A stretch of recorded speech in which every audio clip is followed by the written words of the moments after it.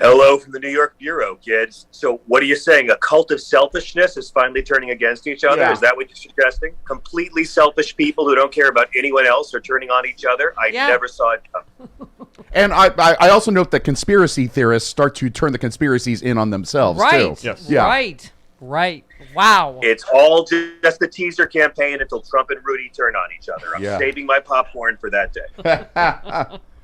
Well, you summed it up as you do, John Fugelsang on Twitter. You said right-wing Christianity in America now means three things: incarcerate women for abortion, which Christ never mentioned; 2, ignore everything Christ actually mentioned and focus on St. Paul's hang-ups; and 3, pretend you're better than everyone else. I think that's yay for John Fugelsang. That's it.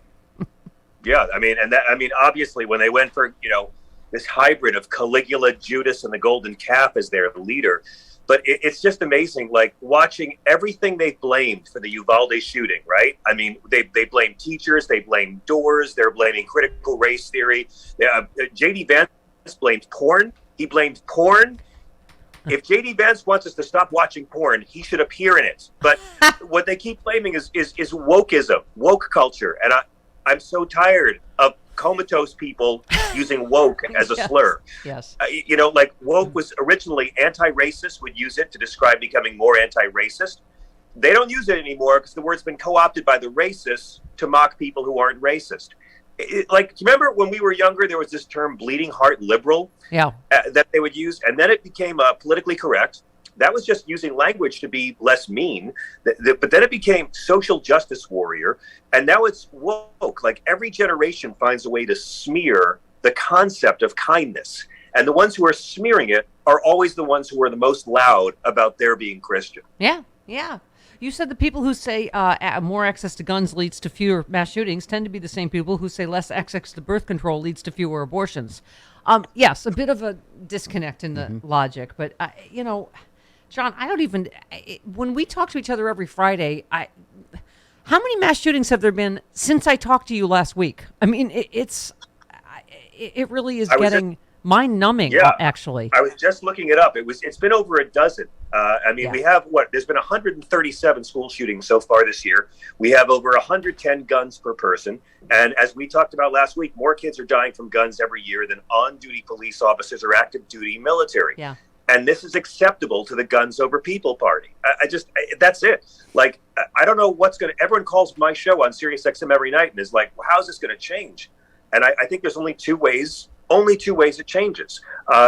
One is every Republican has to eventually know someone who gets shot and killed. They only care when it happens to them. So it's going to have to be so many deaths that every Republican in Congress knows someone who's been murdered.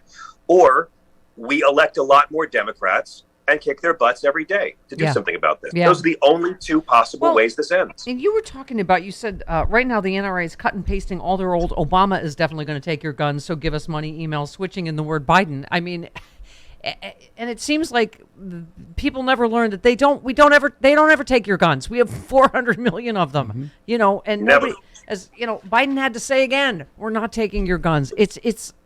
I mean, it really is sort of but that's all they have to do.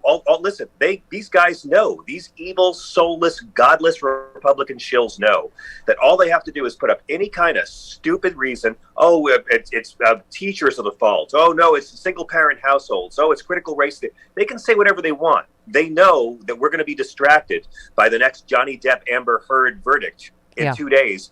They know the story will go away.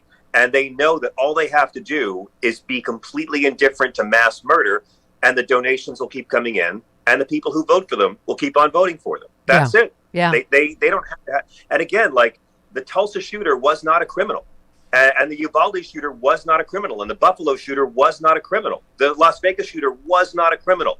These guys were all civilians who were allowed to own kill machines that have no civilian use. Yeah. And John, why can't we put to rest at least the good guy with a gun argument when there were 19 good guys with guns that couldn't do anything about one bad guy with a gun? I mean, it's... Thank you for saying that. Yeah. And by the way, no one in Uvalde police force has resigned. Yeah. Nobody has been fired. Remember when Beto interrupted? I know it's a long time ago. Yes. Remember way back in the old times when Beto interrupted a week ago. Conference? Yes. That was the press conference where you sick son of a bitch when Boss Hogg got all upset. Yes. You Mississippi, yeah, boy. that was where they were saying, Greg Abbott said there would have been more lives lost, but the police force showed up and did such great work. Yeah. Now, that was a lie. And when it was revealed it was a lie, remember Greg Abbott said, I'm livid. Oh, I'm livid.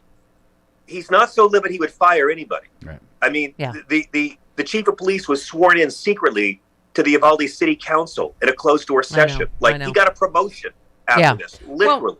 Well, part of it, as I always say, John, is the media. And, you did your best bulleting this week on Twitter. You said any journalist who interviews Lauren Boebert and does not ask, is it acceptable to you that Salvador Ramos could buy 2 AR-15s on his 18th birthday is not a journalist. I mean, do not let them get away with saying Congress or, they just can't get anything done. No, Republicans consistently for years are blocking doing anything about guns. It's okay. It's acceptable to them. I mean, we had a guy call my show this week, one of our racist trolls, and I kept saying, I asked him that very question. I'm asking every conservative, is it acceptable that this guy was able to buy 2 AR-15s? By the way, he didn't even pay for them. I know. I've been saying that all week about just credit. Fine. How much more easily and quickly can we help you get this gun, sir? Here, take it. I couldn't get that much credit at 18. Yeah, exactly. The guy in Tulsa bought his AR-15 at 2 p.m. and by 5 p.m. he had killed 4 people. Yeah, within 3 hours. Yeah, and tell me that waiting periods or background checks don't do anything. I mean, they just emotionally disturbed teenage males can get mass kill machines for free right now. Yeah. That's how Christian we are as a nation. And I asked this racist the other night, is that acceptable? He goes, yeah, it's acceptable to him. And I'm like, so you think, I said, but is it acceptable that the NRA wouldn't allow guns in for Donald Trump? Of course it is. And I said, so you're saying Donald Trump's life matters more than 19 children? And he said, yes. He admitted it. It's on our podcast. Wow. You can hear it on it. And this is the cult. Yeah. This is what we're up against. We're not dealing with rational actors. And we keep on thinking that they're going to play by rules that humans play by. Yeah. And, that's why I'm wearing my Love Trump's Hate, not just because it's Pride Month, but just because hate is behind all of these shootings. And you on Twitter said, white people in service to a man who spread a racist smear against the first black POTUS, trying to throw out majority black voting district votes in Arizona and Pennsylvania, hurling racist slurs at black cops, carrying Confederate flags into a building built by slaves, and they even brought nooses. Just talking about January 6th and what we're getting ready to, to hear about next week, right? Yeah, I'm looking forward to it. And I don't think you can separate what happened on that day from white supremacy. I mean, you can't. It was drenched in racism. And, we have Mark Lamont Hill on my show tonight. We talk about this. He has a great new book about it. I'm looking forward to these hearings. I'm cautiously optimistic. I don't think anyone on the right's going to watch them. I don't think it's going to really move the needle all that much, but I'm hoping that, I have a lot of people saying, what's the point? What's the point? Everyone who cares about that is already cares. It's not going to move anyone's opinions. But I'm like, so we shouldn't have them? We knew Donald Trump wouldn't be removed from office with his 2 impeachments, but it was still right to do.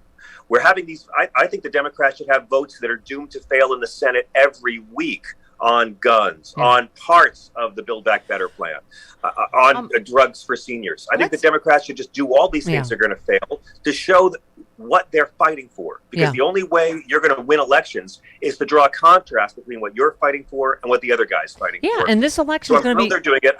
Go ahead. It's going to be about freedom, John. The freedom to vote, the freedom to women's freedom over, over their bodily autonomy, the freedom to not get shot when you go to school or a supermarket. The freedom. I just think just to not get COVID. I mean, I think there's so many issues that we can take back before these midterms. Some of them on Twitter, you said the people saying Keystone Pipeline would bring down gas prices, the same people who said 2 wars with Iraq would bring down gas prices.